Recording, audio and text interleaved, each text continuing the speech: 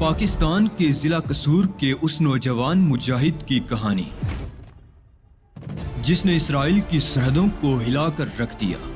اسلام کی بقا کی جنگ لڑنے والے اس مجاہد کی طویل داستان سننے سے پہلے چینل کو سبسکرائب کیجیے تاکہ کہانی کی تمام ترقصات آپ تک ہمیشہ پہنچتی رہیں۔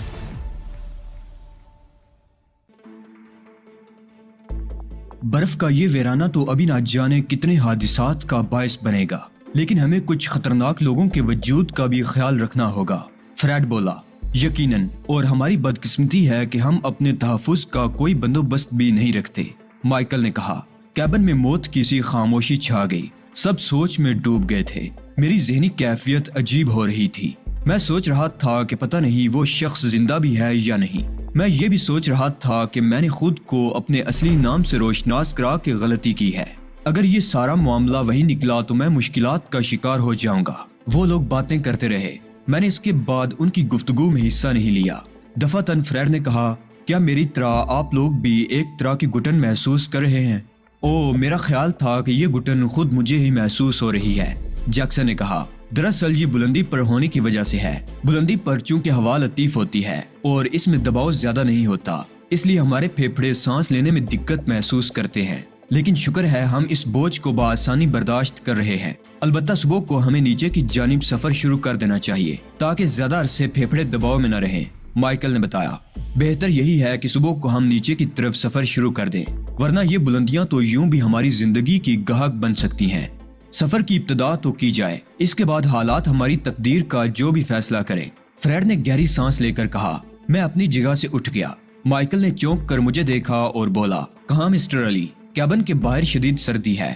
ہاں یقیناً، میں دوسرے کیبن میں جا رہا ہوں جہاں میرا ساتھی لوبو ہے، میں نے کہا۔ بہتر، مائیکل بولا اور میں وہاں سے باہر نکل آیا۔ لوبو تیسرے ہی کیبن میں تھا، لیکن چونکہ میں مورنا سے وعدہ کرایا تھا اس لیے تھوڑی دیر کے بعد میں اس کیبن میں داخل ہو گیا۔ گرم کیبن سے باہر نکلتے ہی شدید سردی نے کپکپی پیدا کر دی تھی۔ میں نے جلدی سے اس کیبن میں داخل ہو کر دروازہ بند کر دیا۔ مورنا جاگ رہی تھی۔ کیبن میں تقریباً تمام ہی لوگ جاگ رہے تھے۔ یہ دوسری بات ہے کہ وہ دم سادے خاموش پڑے مستقبل کی فکر میں غرق تھے۔ مورنا کا باپ بھی آنکھیں بند کیے ہوئے نیچے زمین پر دراز تھا۔ مورنا کی آنکھوں میں البتہ مجھے دیکھ کر چمک پیدا ہو گئی تھی۔ اس نے جلدی سے میرے لیے اپنے قریب جگہ بنا لی اور میں وہاں جا بیٹھا۔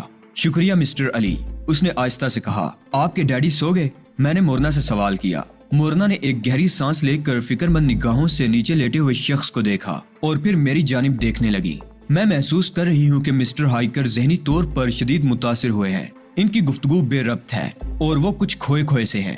عام دنوں میں وہ کافی باتونی آدمی تھے، بے حد خوش مزاج اور بزلہ سبخ، لیکن حادثے کے بعد سے اب تک میں نے انہیں ایک بھی قاعدے کی بات کرتے نہیں سنا۔ Mister hiker? میں نے سوالیہ نگاہوں سے مورنا کو دیکھا۔ ہاں، میرے باس کا نام مسٹر ہائیکر ہی ہے، وہ پراسرار انداز میں بولی۔ باس؟ ایک بار پھر میں چونک کر بولا۔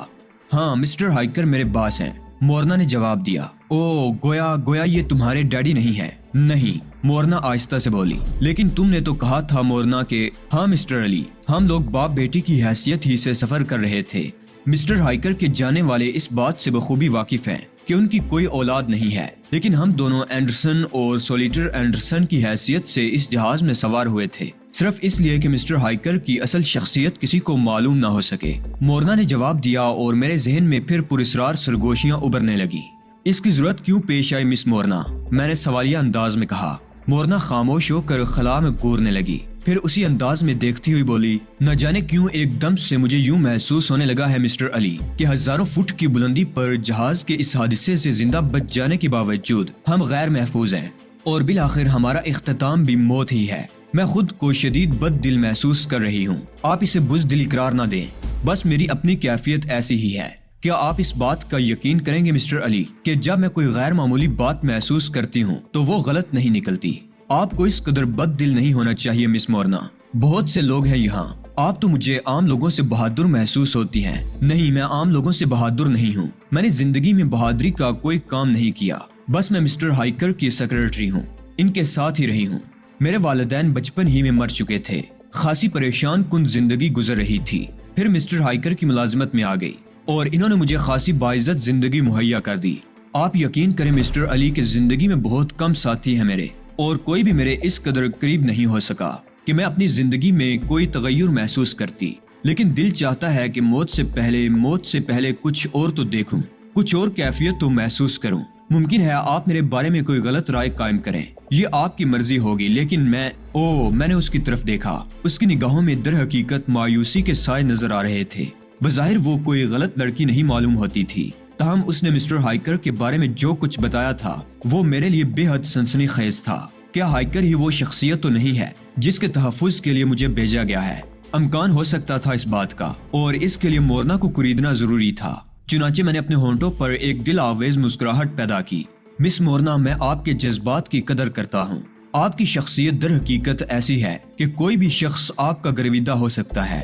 آپ بہت خوبیوں کی مالک ہیں۔ آپ زندہ رہیں گی، ہم لوگ یہاں سے نکل جائیں گے، اور آزاد دنیا میں پہنچنے کے بعد اگر آپ مجھے اپنے دل میں جگہ دیں گی تو میں اسے اپنی خوشبختی تصور کروں گا۔ میرے الفاظ سے متاثر ہو کر مورنا نے مجھے ممنونیت سے دیکھا۔ کچھ دیر تک خاموشی چھائی رہی، پھر میں نے اس سے پوچھا، تم لوگ بیروت سے سوار ہوئے تھے؟ ہاں۔ اسپین جا رہے تھے؟ میں نے پھر پوچھا۔ ہاں، وہ بولی۔ کوئی خاص بات تھی؟ شاید۔ کیا مطلب؟ کیا یہ بات تم وثوق سے نہیں کہہ سکتی؟ ہاں، وثوق سے نہیں کہہ سکتی علی۔ مسٹر ہائیکر ایک اہم شخصیت کے مالک ہیں۔ بہت سے ممالک میں ان کی اپنی ایک حیثیت ہے۔ اس بار نہ جانے کس مقصد کے تحت وہ اسپین کا سفر کر رہے تھے۔ انہوں نے خود کو بالکل پوشیدہ رکھا تھا۔ مجھے بھی ہدایت کی تھی کہ میں اپنی دانست سے کسی کو روشناس نہ کراؤں۔ اس طرح میرا اندازہ ہے کہ مسٹر ہائیکر کسی خاصی مہم پر جا رہے تھے۔ ان کی سیاسی حیثیت کیا ہے؟ بس ایک بہت بڑے صنعت کار ہیں، اور بے شمار ممالک میں ان کے کاروبار پھیلے ہوئے ہیں۔ کئی ممالک کے سربراہان سے بھی ان کے تعلق ہیں۔ مجھے بس ایک حد تک ان کے بارے میں معلومات حاصل ہیں۔ میں ان کے خاص امور میں ان کی سیکرٹری ہوں۔ آپ شاید یقین نہ کریں مسٹر علی کہ ان کی سیکرٹریوں کی تعداد 20 ہے۔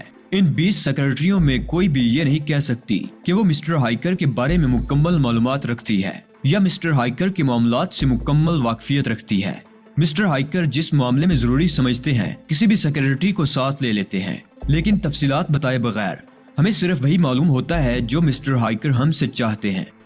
تو آپ لوگ اسپین جا رہے تھے؟ میں نے جیسے خود سے کہا۔ کوئی خاص بات ہے علی؟ نہیں تو بس یوں ہی سوال کر رہا تھا۔ مجھے حیرت ہے، بڑے عجیب واقعات بتائے ہیں تم نے مورنا۔ میں نے جواب دیا۔ میرا دل اندر سے چیخ چیخ کر کہہ رہا تھا کہ مسٹر ہائیکر ہی وہ پراسرار شخصیت ہے جس کی مجھے اسپین میں حفاظت کرنا تھی۔ میں نہیں جانتا تھا کہ تنظیم کے افراد اب اسپین میں میرے اور مسٹر ہائیکر کے بارے میں کیا سوچ رہے ہوں گے۔ یقینی طور پر وہ وقت گزر چکا ہے جب طیارے کو اسپین پہنچ جانا تھا۔ اب اس کی تباہی کا اعلان ہو چکا ہوگا۔ ممکن ہے امدادی پارٹیاں بھی روانہ ہو چکی ہوں، اور یہ بھی ممکن تھا کہ ہمیں ان بلندیوں پر دیکھ لیا جائے۔ لیکن اس طرح کیا امدادی پارٹیاں ہماری کچھ مدد کر سکتی ہیں؟ کیا اس چھوٹے سے رن وے پر کوئی اور طیارہ بھی اترنے کی کوشش کر سکتا ہے؟ ممکن ہے ہیلی کاپٹر ہماری مدد کو آ جائے۔ مائیکل نے اس بارے میں کیوں نہیں سوچا؟ یہ بات اسے سمجھائی جانی چاہیے۔ میں نے اٹھ کر مائیکل کے پاس جانا چاہا، لیکن یہ سوچ کر کہ باہر سردی زیادہ ہے، مائیکل بھی کمبل میں دبکا سو رہا ہوگا، میں نے کیبن سے باہر جانے کا ارادہ بدل دیا اور اس کے ساتھ بات چیت کو صبح تک کے لیے ملتوی کر دیا۔ مورنا کا شاید مجھ سے بات کر کے دل ہلکا ہو گیا تھا۔ وہ سو گئی تھی، میں بھی اونگنے لگا، اور پھر نہ جانے کب آنکھ لگ گئی۔ رات کا تیسرا پہر تھا کہ مورنا نے مجھے جھنجھوڑ کر جگا دیا۔ سامنے ہی مائیکل اور دوسرے لوگ نظر آ رہے تھے۔ مائیکل نے مجھے جاگتے دیکھ کر کہا، ہمیں فوراً سفر شروع کر دینا چاہیے مسٹر علی۔ 3 افراد کی حالت بگڑ چکی ہے اور 2 زخمی موت کا شکار ہو چکے ہیں۔ میں اچھل کر کھڑا ہو گیا۔ کیا واقعی؟ ہاں، رات کو تو تم سوتے رہے ہوگے مائیکل؟ میں نے پوچھا۔ ہاں، کیوں؟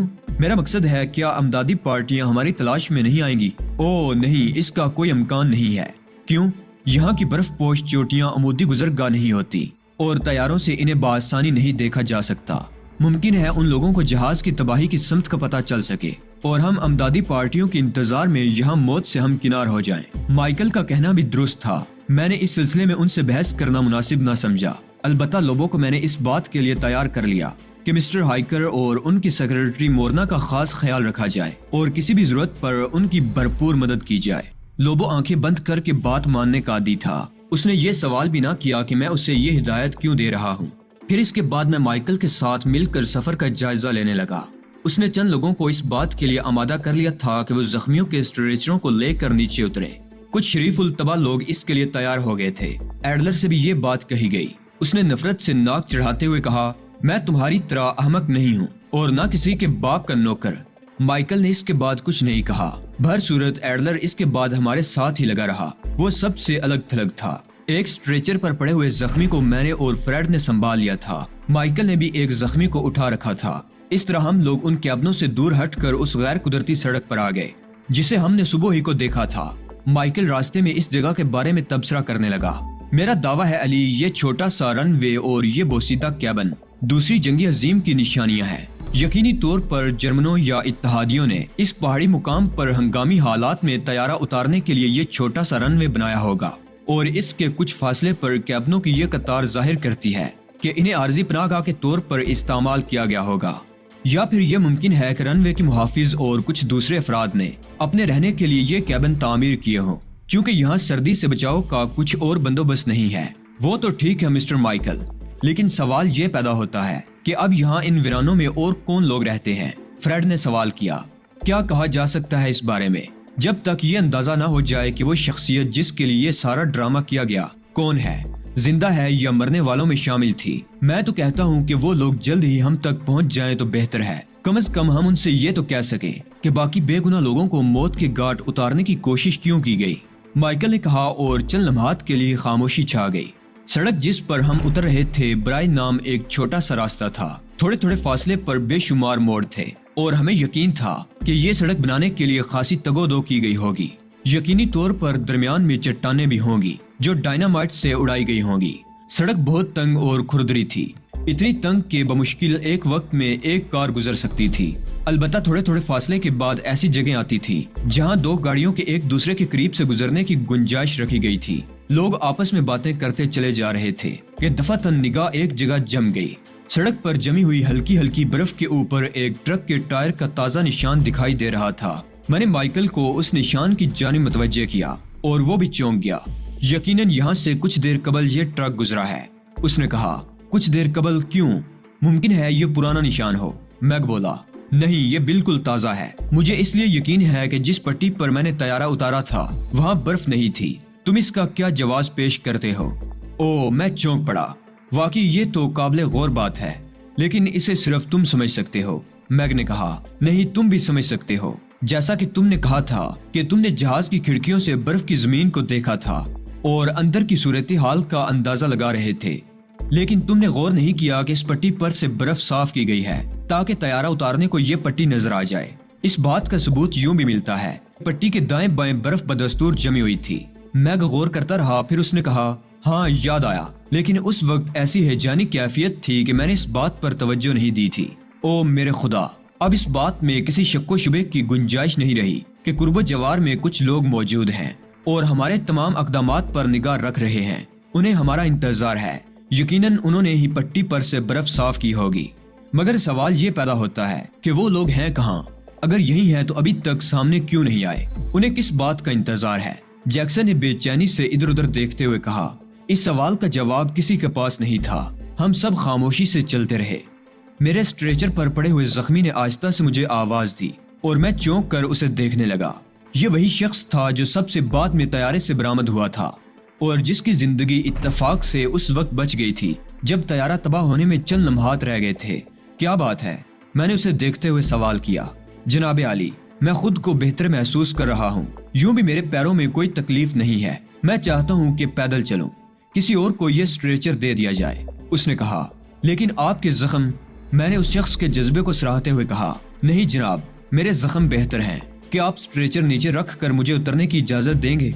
वो बोला, जरूर, मैंने कहा और फ्रेड को इशारा किया। जख्मी स्ट्रेचर से नीचे उतर आया। मैंने उसके बाजू पर हाथ रखते हुए कहा, इसके बावजूद अगर आप महसूस करें कि नहीं चल सकते तो बिला तकल्लुफ हमसे कह दें। बहुत बहुत शुक्रिया, वो आहिस्ता से बोला। तकरीबन 1 मील चलने के बाद हमारा ये काफिला थोड़ी देर आराम करने की नीयत से सड़क के किनारे रुक गया। माइकल और मैग एक साफ सी जगह देखकर बराबर बराबर लेट गए। दोनों एयर होस्टेसें बेचारी अब तक बिल्कुल खामोश रही थीं और जिनके चेहरों से मुसलसल खौफो दहशत के आसार झलकते रहे थे, उनके नजदीक ही बैठ गई थीं। मैंने मौके से फायदा उठाया और मोरना के पास पहुंच गया, जो अपने बास के नजदीक बैठी हुई थी। उसकी आंखें झुकी हुई थी, वो किसी गहरी सोच में गुम थी। मेरे कदमों की चाप सुनकर उसने सर उठाया और उसके होंठों पर फीकी सी मुस्कुराहट फैल गई। शुक्रिया, उसने आहिस्ता से कहा। किस बात का मोरना? میں اس کے نزدیک بیٹھ کر بولا، اس کا کہ تم نے مجھے فراموش نہیں کیا اور فرصت ملتے ہی میرے پاس آ گئے۔ میں تم سے پہلے بھی کہہ چکا ہوں مورنا کہ اگر تقدیر نے ہمیں زندگی بخش دی تو میں تمہارا ساتھ نہایت خوشگوار محسوس کروں گا۔ مورنا نے کوئی جواب نہ دیا۔ تب میں نے مسٹر ہائیکر کی جانب دیکھا۔ مسٹر ہائیکر، کیسی طبیعت ہے آپ کی؟ ہائیکر خالی خالی نگاہوں سے میری جانب دیکھنے لگا۔ یوں محسوس ہوتا تھا جیسے وہ اپنا دماغی توازن کھو بیٹھا ہو۔ میں آہستہ سے اس کی جانب جھکا اور دھیمے لہجے میں بولا، میرا نام علی ہے مسٹر ہائیکر۔ ممکن ہے اس سے قبل آپ یہ نام سن چکے ہوں، کسی نے آپ کو اس نام کے بارے میں بتایا ہو۔ کیا آپ ذہن پر زور دینا پسند کریں گے؟ ہائیکر نے میری بات کا جواب نہیں دیا۔ وہ بدستور خالی خالی نگاہوں سے مجھے دیکھتا رہا۔ ممکن ہے وینس میں ہماری ملاقات ہونے والی ہو۔ آپ بھی تو وینس ہی جا رہے تھے نا؟ میں نے ہائیکر کے چہرے پر نگاہ جمائی ہوئی تھی، لیکن اس کے چہرے کے عضلات میں کوئی تبدیلی پیدا نہ ہوئی اور مجھے کسی قدر مایوسی کا سامنا کرنا پڑا۔ میں نے دوبارہ کہا، اس کے باوجود مسٹر ہائیکر کہ آپ نے میری بات کا کوئی جواب نہیں دیا۔ اگر آپ ضرورت محسوس کریں تو مجھ سے رابطہ قائم کر سکتے ہیں، میں آپ کے ساتھ ہی ہوں۔ کیا باتیں کر رہے ہو علی؟ میں مسٹر ہائیکر کو اچھی طرح چیک کر چکی ہوں۔ وہ یقینی طور پر اس حادثے سے شدید متاثر ہوئے ہیں۔ کوئی بات نہیں کرتے مجھ سے، ایک لفظ بھی نہیں بولے اس دوران وہ۔ مورنا میری سرگوشی نہیں سن پائی تھی، لیکن یہ بات اس نے محسوس کر لی تھی کہ میں مسٹر ہائیکر سے گفتگو کرنے کی کوشش کر رہا ہوں۔ میں سیدھا ہو کر بیٹھ گیا۔ ہاں مورنا، یہی محسوس ہوتا ہے۔ میں جائزہ لے رہا تھا اس بات کا کہ مسٹر ہائیکر کی ذہنی کیفیت کیا ہے۔ وہ بہت اچھے انسان ہیں، میں ان کے لیے سخت رنجیدہ ہوں، لیکن اب کچھ نہیں ہو سکتا۔ ہم سب پر اپنی اپنی زندگیاں ہی باری ہیں، ہم کسی کے لیے کیا سوچیں؟ نہیں مورنا، ہمیں ابھی مایوس نہیں ہونا چاہیے۔ دیکھو حالات کون سی کروٹ بدلتے ہیں۔ تمہیں زندگی کی امید ہے علی؟ ہاں مورنا، یہ اتنا آسان نہیں ہوگا۔ ممکن ہے ہم میں سے کچھ خوش نصیب بچ جائیں، لیکن وہ کون ہوں گے اور کس طرح بچیں گے، اس بارے میں کچھ کہنا مشکل ہے۔ مورنا کے لہجے میں مایوسی تھی۔ میرا مذہب دوسرا ہے مورنا، اور ہم لوگ کبھی مایوس نہیں ہوتے۔ تم مسلم ہو نا علی؟ ہاں، میں نے جواب دیا اور مورنا گہری سانس لے کر خاموش ہو گئی۔ اس کے بعد ہمارے درمیان کوئی گفتگو نہیں ہوئی۔ میں مورنا کے پاس سے ہٹ گیا تھا۔ کچھ دیر کی تنہائی ملی تو میرا ذہن اپنی اس مہم میں کھو گیا۔ اب کوئی امکان نہیں رہا تھا۔ برف کے یہ ویرانے نئی کہانیاں تخلیق کر رہے تھے اور پرانی کہانیاں ان میں کھو گئی تھی۔ مسٹر ہائیکر پر مجھے شبہ ہوا تھا اور مورنا کی گفتگو سے بھی مسٹر ہائیکر کی ایک پراسرار شخصیت ابری تھی، لیکن مسٹر ہائیکر کی کیفیت، اگر یہ وہی تھے تب بھی اب صورتحال بدل گئی تھی۔ صرف ایک مہم امید پر تو کسی کے لیے اتنا کچھ نہیں کیا جا سکتا۔ یہاں تو سبھی مدد کے قابل تھے۔ ذہن کسی قدر تقدر کا شکار ہو گیا، لیکن پھر خود کو سمجھا لیا کہ ظاہر ہے میں کسی تفریحی دورے پر نہیں نکلا تھا۔ پہلی مہم میں بھی جان کی بازی لگائی تھی۔ حالات کسی کے تابع تو نہیں ہوتے، یہی سب کچھ کرنا تھا کیونکہ خود کو اس کے لیے وقف کر دیا تھا۔ اسی طرح کسی دن زندگی موت کے سپرد ہو جائے گی۔ ان حالات میں مجھ سے زیادہ دلیر تو کسی کو نہیں ہونا چاہیے۔ اپنے ہی احساس نے تقویت بخشی، ارادوں کو استحکام ملا اور دل کا تقدر کسی قدر کم محسوس ہوا۔ لوبو پر نگاہ پڑی اور اس کے چہرے پر چھائی ہوئی بے فکری بہت دلچسپ محسوس ہوئی۔ دل چاہا کہ اس سے کچھ باتیں کی جائیں۔ ہیلو لوبو، میں نے اس کے قریب پہنچ کر کہا۔ لوبو کے ہونٹوں پر مسکراہٹ پھیل گئی۔ ہیلو ماسٹر، بہت پرسکون ہو۔ ہاں ماسٹر، یہ مناظر بہت دلکش ہے۔ میں نے اسے قبل برفانی علاقے نہیں دیکھے تھے۔ زندگی اور موت کی یہ کشمکش تمہیں دلکش محسوس ہو رہی ہے؟ میں نے حیرت سے کہا۔ زندگی، موت، لوبو نے تمسخرانہ انداز میں کہا۔ یہ دونوں لفظ اتنی بار میرے سامنے آ چکے ہیں ماسٹر کہ اب ان کی کوئی حقیقت ہی نہیں رہی ہے۔ میری نگاہ میں موت بہت آسانی سے آ جاتی ہے، کہیں بھی کسی بھی وقت، اور زندگی۔ لوبو ہنسنے لگا۔ فلسفی بن گیا ہے تو۔ ہر ذی روح فلسفی ہے چیف، بشرطے کہ خود پر غور کرے۔ لوگ غور نہیں کرتے۔ ویسے یہ مسٹر ریکسن تمہارے بارے میں بڑے تجسس کے شکار ہیں۔ Mister Rexon? ہاں، نہایت خوش اخلاقی اور حلیم الطبع انسان ہیں۔ مگر ہیں کون سے؟ وہی ماسٹر جو سب سے بعد میں زخمی حالت میں طیارے سے برآمد ہوئے تھے اور جنہوں نے اسٹریچر پر لیٹنے سے انکار کر دیا تھا۔ لوبو نے جواب دیا۔ میرے ذہن میں بھی دلچسپی اور تجسس کی ایک لہر دوڑ گئی۔ میں نے دزدیدہ نگاہوں سے ریکسن کو دیکھا جو اس وقت ایڈلر سے باتیں کر رہا تھا۔ کیا تجسس تھا انہیں میرے بارے میں؟ میں نے لوبو سے سوال کیا۔ میرے اور تمہارے درمیان تعلق کو پوچھ رہے تھے چیف۔ کیا پوچھ رہے تھے؟ یہی کہ مسٹر علی سے تمہارا کیا تعلق ہے مسٹر لوبو؟ پھر تم نے کیا جواب دیا؟ میں نے جواب دیا کہ ہمارے درمیان گہری دوستی ہے۔ تو پھر دوسرے سوالات کرنے لگے۔ وینس جانے کا مقصد دریافت کیا اور بڑی دیر تک تمہارے بارے میں باتیں کرتے رہے کہ تمہارا تعلق کون سے ملک سے ہے، بیروت میں تمہارا کیا کاروبار ہے، کتنے عرصے سے وہاں رہتے ہو، وغیرہ وغیرہ۔ یہ تو عام سی باتیں ہیں لوبو، جو کوئی بھی اجنبی ایک دوسرے سے کر سکتا ہے۔ تمہیں اس میں ایسی کون سی خاص بات محسوس ہوئی جو تم نے مجھ سے ان کا تذکرہ کیا؟ میں نے کہا نا ماسٹر، ان کے انداز میں تجسس تھا، جیسے وہ تمہاری اندرونی شخصیت کا پتہ چلانا چاہتے ہوں۔ خیر کوئی بات نہیں ہے۔ لوبو کی بات پر میں نے کوئی خاص توجہ نہیں دی، لیکن دوران سفر ایک بار ریکسن کی قربت حاصل ہو گئی تھی۔ مجھے دیکھ کر وہ عجیب سے انداز میں مسکرایا تھا۔ ہیلو مسٹر علی۔ ہیلو، میں نے بھی مسکراتے ہوئے کہا۔ کیا دلچسپ مرحلہ ہے، ہم اسے قسمت کا کھیل کہہ سکتے ہیں۔ ایک دن پہلے اگر ان بدنصیبوں کو کوئی بتاتا کہ ان پر کیا بیتنے والی ہے تو کون یقین کرتا، لیکن اب انہیں دیکھ کر دکھ ہوتا ہے۔ ہاں، تقدیر کے کھیل دلچسپ ہوتے ہیں۔ آپ کہاں جا رہے تھے مسٹر ریکسن؟ پانیوں کی سرزمین وینس میں۔ او، میں بھی وہیں جا رہا تھا، مجھے علم ہے، مسٹر ریکسن نے کہا۔ کیا مطلب؟ میں چونک کر انہیں دیکھنے لگا۔ تمہارے دوست مسٹر لوبو سے اس سلسلے میں بات ہو چکی ہے، ریکسن نے فوراً جواب دیا۔ او اچھا، ویسے آپ کسی خاص مقصد کے تحت وینس جا رہے تھے؟ ہاں، افسوس کہ بعض اوقات حالات ہمارے کنٹرول میں نہیں ہوتے اور ہم غیر متوقع طور پر اپنی شخصیت کھو بیٹھتے ہیں۔ جو بھی مشن تھا، اب میں اس کے بارے میں سوچنا چھوڑ چکا ہوں۔ ہاں، اگر زندگی نے وفا کی تو میں اپنے مقاصد پورے کر لوں گا۔ میں پرخیال نگاہوں سے ریکسن کو دیکھتا رہا اور پھر میں نے خود پر نفرین کی۔ کیا احمقانہ بات ہے کہ میں ہر شخص کو ایسی نگاہوں سے دیکھنے لگتا ہوں، اس کے بارے میں تجسس کرنے لگتا ہوں۔ مجھے وینس پہنچ کر تنظیم کے مقاصد کی تکمیل کرنا تھی، لیکن اب درمیان میں جو کچھ ہو گیا تھا اسے روکنا میرے بس کی بات نہیں تھی۔ جیسا کہ حالات و شواہد سے ظاہر ہوتا تھا، یہ سازش میرے اور اس شخص کے خلاف ہی ہو سکتی ہے، تو پھر واقعات اور ماحول کے بدلنے میں دیر نہیں لگنی چاہیے تھی۔ چنانچہ اب یہ تجسس بیکار تھا۔ جو ہم نیچے اترتے جا رہے تھے، ہماری جسمانی حالت بہتر ہوتی جا رہی تھی۔ اس دوران میں اس قافلے نے 3 بار قیام کیا تھا۔ بلک کھاتے پہاڑوں پر اور کوئی ایسا نشان نظر نہیں آیا تھا جسے دیکھ کر یہ احساس ہوتا کہ قرب و جوار میں کوئی موجود ہے۔ چوتھی مرتبہ آرام کرنے کے بعد جب ہم آگے بڑھے تو دفعتاً پہاڑوں سے گولیاں برسنے لگی۔ لاتعداد گولیاں سنسناتی ہوئی ہمارے سروں سے گزر گئی تھی اور تمام مسافر دم بخود رہ گئے تھے۔ ایک لمحے کے لیے کسی کے سمجھ میں نہ آیا کہ کیا ہو گیا اور یہ آوازیں کیسی ہیں، لیکن دوسرے لمحے مائیکل نے چیخ کر لوگوں سے ایک بڑی چٹان کی آڑ میں ہو جانے کے لیے کہا اور سہمے ہوئے دہشت زدہ مسافر چٹان کی آڑ کی طرف دوڑ پڑے۔ گولیاں جس سمت سے آ رہی تھی، یہ چٹان ان سے بچاؤ کا بہتر ذریعہ تھی۔ فائرنگ جس انداز میں ہو رہی تھی، اس سے پتہ چلتا تھا کہ ایک بڑی تعداد نے ہمیں گھیرے میں لے لیا ہے۔ مائیکل، میگ اور دوسرے لوگ اپنی جگہ بے حس و حرکت تھے اور فائرنگ کی آواز پہاڑوں میں اس طرح گونج رہی تھی جیسے گولیاں نہ چل رہی ہوں بلکہ گولے پھٹ رہے ہوں۔ چند منٹ تک گولیاں مسلسل برستی رہی اور اس کے بعد یک لخت خاموشی چھا گئی۔ میں آس پاس کسی آہٹ کا منتظر تھا۔ میرے اندر وہی جنونی کیفیت ابھرتی آ رہی تھی جو مجھے اندھے اقدامات کرنے پر مجبور کر دیتی تھی۔ میں نے چٹان کی آڑ سے نکل کر اس سمت میں نظر دوڑانے کی کوشش کی جدھر سے گولیاں برس رہی تھی تو مورنا نے جلدی سے میرا بازو پکڑ لیا۔ خدا کے واسطے، خدا کے واسطے! میں نے چونک کر مورنا کی صورت دیکھی۔ اس کی آنکھوں میں خوف و دہشت اور پیار منجمد تھا۔ مورنا! ہاں علی، مت جاؤ پلیز، کہیں کوئی گولی تمہارے نہ لگ جائے۔ او، کچھ نہ کچھ تو کرنا ہی ہے، میں نے کہا اور اسی وقت مائیکل میرے پاس پہنچ گیا۔ کون لوگ ہو سکتے ہیں وہ؟ آخر کون ہے اور کیا چاہتے ہیں؟ وہ پریشان لہجے میں بولا۔